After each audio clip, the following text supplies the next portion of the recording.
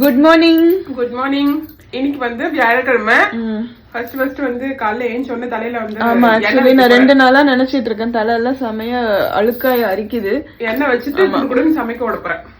S, என்ன நான் prepare பண்ண இந்த மேஜிக்கல் ஹேர் ஆயில் கொஞ்சமா முடி கொட்டுறது அவ்வளோ ஃபுல்லு கம்ப்ளீட்டா நின்றுச்சுன்னு சொல்ல முடியாது. ஏன்னா நான் ஹேர் கட் பெருசா பண்ணல, ஆனா எங்க அக்காவுக்கு நின்று இருக்கு. ஏன்னா அவ ஹேர் கட் பண்ணுவா. எனக்குமே வந்து 1-2 முடி வருது.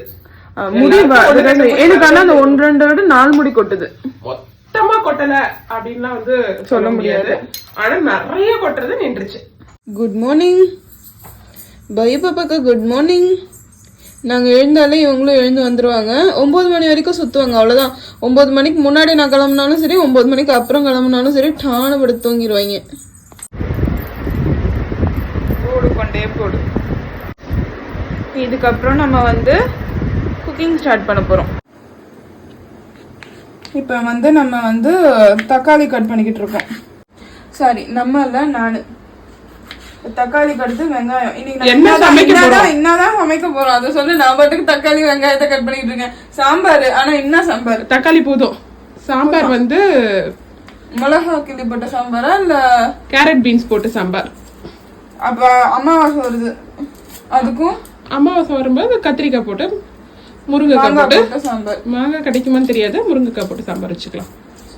எல்லாமே வந்து கடகடான்னு செய்ய போறோம். ஏன்னா நமக்கு இருக்க டைம் வந்து எனக்கு இருக்க டைம் பாத்தீங்கன்னா 45 மினிட்ஸ். ஏன்னா இன்னைக்கு தலை குளிச்சே ஆகணும், எண்ணெய வச்சாச்சு. இதுக்கப்புறம் அப்படியே ஆஃபீஸ் போனோன்னா என்னைய வந்து எல்லாரும் வித்தியாசமா பார்ப்பாங்க. கடகடான்னு எல்லாத்தையும் கட்டிங் ஷேவிங்லாம் பண்ணணும். இன்னைக்கு உட்காந்து கதை பேசி பண்ற அளவுக்கு நம்ம கிட்ட இப்ப டைம் இல்லை. இல்ல சொல்லி வாயத்து வருது, என்ன கொழுக்கட்டையா வச்சிருக்கேன். Yes yes. சரி, நீ உன்னோட வேலை என்ன தெரியுமா? இப்போ புளி கரைச்சி வச்சிரு, அது ஊற வச்சிருக்கல அதை கரைச்சி வச்சிரு. அதுக்கப்புறம் வந்து பூண்டு நசுக்கி வச்சிரு. சரி.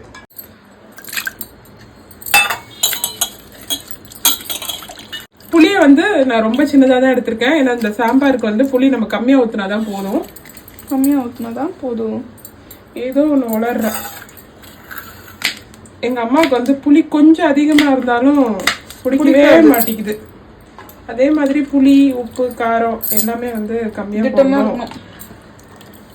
அது அம்மாக்குன்னு இல்ல, வயசான எல்லாருக்குமே வந்து பார்த்து தான் சமைக்கணும். ஒரு சில டைம் வந்து புளி நான் நிறைய ஊற்றுவேன்.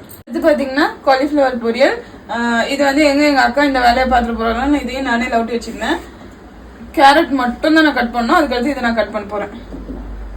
இப்ப வந்து நீயே கட் பண்றேன்னா இந்த காலத்துல இந்த வேலை நடக்காது. நீ சொன்ன இந்த 3/4 மணி நேரம் வந்து ஒண்ணுமே பண்ண முடியாது. அதனால நான் இதை கடகடன்னு பண்ணிட்டேன்னா உனக்கு ஈஸியா இருக்கும். இத வந்து சுடுதண்ணியில போட்டு எடுத்துக்கலாமா இல்ல கிளீனா இருக்கு அப்படியே பண்ணிடலாமா? எனக்கு அதெல்லாம் தெரியாது. 2 பேர் வேலை பார்த்தாதான் வந்து இன்னைக்கு சீக்கிரமா வேலை ஆகும். ஒருத்தர் மட்டுமே வேலை பார்த்துன்னு ஒருத்தவங்க வீடியோ எடுத்து. இது வந்து மஞ்சூரியன் பண்றதுக்காக வாங்கிட்டு வந்தேன். ஆமா, வாங்கி முடி. இப்ப வந்து நான் பண்ணல. இவ வந்து போன வாரமே சொல்லிட்டா வெஜிடபிள் ஃப்ரைட் ரைஸ் பண்ணலாம் அப்படி மஞ்சூரியன் சொல்லியிருந்தா. பட் ஆனா எந்திரிக்க மாட்டேங்கிறா. மழையில என்னால எழுந்துக்கவே முடியல. எண்ணெய் ஊத்தியாச்சு. எண்ணெய் ஊத்தினதுக்கு அப்புறம் கடுகு. ஓகே தானே? உனக்கு டவுட்? ஓகேடா. பலவித கோணத்துல போதா, அதனால எனக்கு பதறி போகுது. இல்ல இல்ல, கரெக்டா பண்றடா. பூண்டு போடு. ஓகே, கருவேப்பிலை, பூண்டு எதுனாலும் போடு. நீ போடுறதுதான் சாம்பார், நீ வைக்கிறதுதான் சாம்பார். ஆமா, அது என்ன நீ சொல்றதுதான் நான் செய்யணுமா? ஆஹா, அப்படி இல்லடி அம்மா. கருவேப்பிலை, அடுத்தது பூண்டு. கொஞ்சமா தாளிப்புக்கு வெங்காயத்தை வச்சுட்டு பாக்கி வெங்காயம் வதக்கிட்டு அதேதான் நான் இந்த மாதிரி வதக்கினேன்னா வெங்காயம் தக்காளி ஒன்னா போட்டு. அதுக்கு எனக்கு தெரிஞ்சவங்க வந்து 2த்தையும் ஒன்னா வதக்கக்கூடாது அப்படி சொன்னாங்க. ஏதோ யூடியூப்ல பார்த்தாங்களாம். அடுத்தது தக்காளி, ஒரு பெரிய சைஸ். ஆமா, இதுக்கு அடுத்து இன்னொரு வெங்காயம் இன்னொரு தக்காளி கட் பண்ணி சைட்ல இருக்க அடுப்பை வேஸ்ட் பண்ணாம காலிஃப்ளவர் பொரியல் செய்ய போறோம். பிரேக்ஃபாஸ்ட்டுக்கு ஆஸ் யூஷுவல் இதே சாம்பார் தான், பிளஸ் தோசை.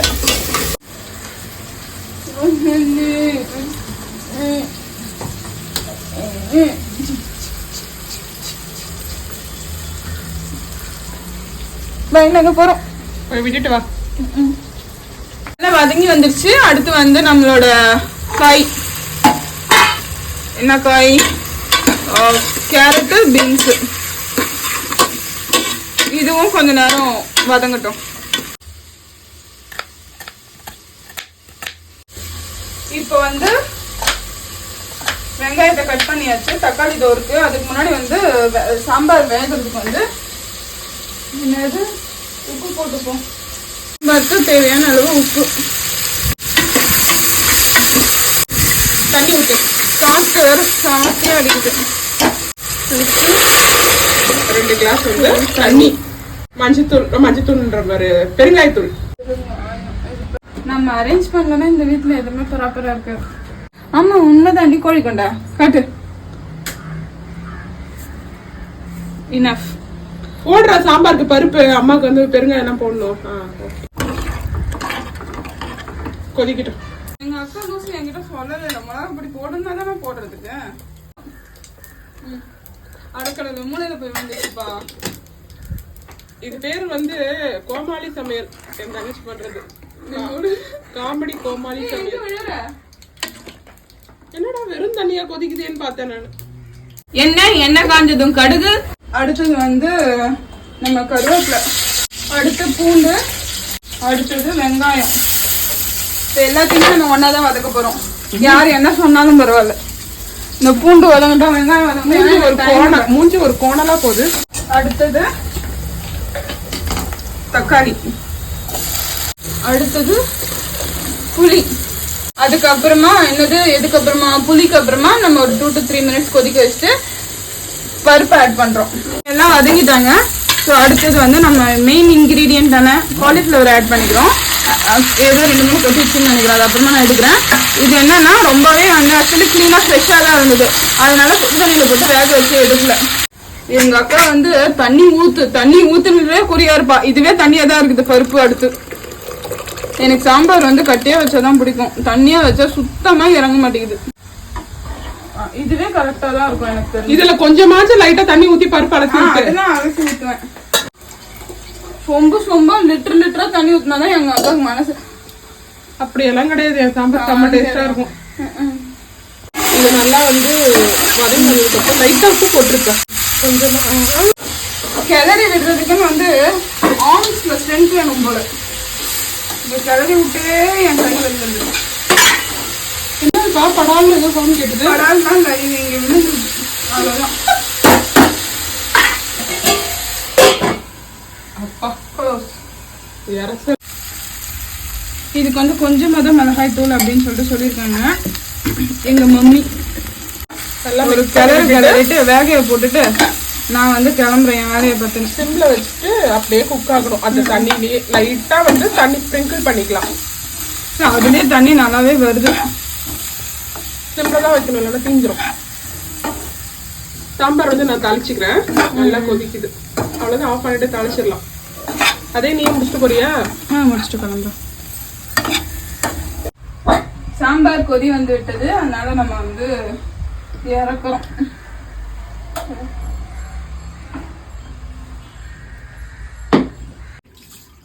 எப்பவுமே எந்த பாத்திரம் எடுத்தாலும் எதுக்கும் ஒரு முறை வாஷ் பண்ணிட்டு தான் வைக்கணும். டஸ்ட் படிஞ்சிருக்கும். அந்த விஷயத்த நான் அடிக்கடி மறந்து போயிடுறேன். எண்ணெய், கடுகு பொரிஞ்சிருச்சு. அடுத்து வெங்காயம். அது அப்பா இதுல வந்து நம்ம லைட்டா தண்ணி தெளிச்சு விட்டுப்போம்.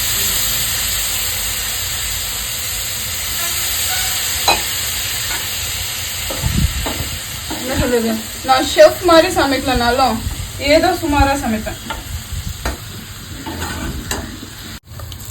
இவ்வளோ பண்ணியுமே கடைசியில் சாம்பார் தண்ணியாக தான் வந்திருக்கு. சரி, தண்ணி சாம்பார் சரி, இன்னும் கம்மியாக வச்சுருக்கணும்னு நினைக்கிறேன். சரி பரவாயில்ல. அடுத்து மறந்துட்டேன். கொத்தமல்லி கிளறி விட்டு இதை மூடிட்டோம்னா முடிஞ்சு, சாதம் முடிஞ்சு. இது அக்கா பார்த்துப்பா. இப்ப நான் வந்து கிளம்புறேன். ஏன்னா தலையில வந்து கொண்டையில இது போட்டு வச்சிருக்கேன், ஆயில். அப்படியே ஆபீஸ் போக முடியாது. கிளம்புறேன். Bye bye. காய் வந்து நல்லா வெந்து வந்துருச்சு. மேல வந்து கொஞ்சமா வந்து கொத்தமல்லி வந்து போட்டுக்கலாம். எவ்வளவு காய் நம்ம போடும்போது இருந்தது, நல்லா வெந்து சுருங்கி வந்திருக்கு. மொத்தமாவே வந்து நான் சிம்ல தான் வந்து குக் பண்ணியிருக்கேன். அவ்வளவுதான். இப்ப வந்து ஸ்டவ் வந்து ஆஃப் பண்ணிட்டேன்.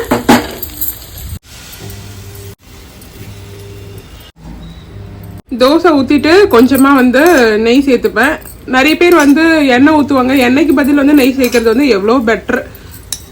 அதனால வந்து நெய் சேர்த்துக்கிறேன்.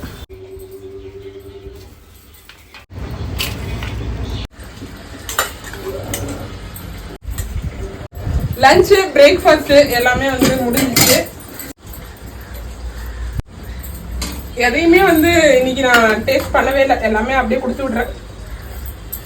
கண்டிப்பா நல்லா இருக்கும் அப்படின்ற ஒரு நம்பிக்கையில தான். ஓகே, நான் கிளம்புறேன். பை. பை.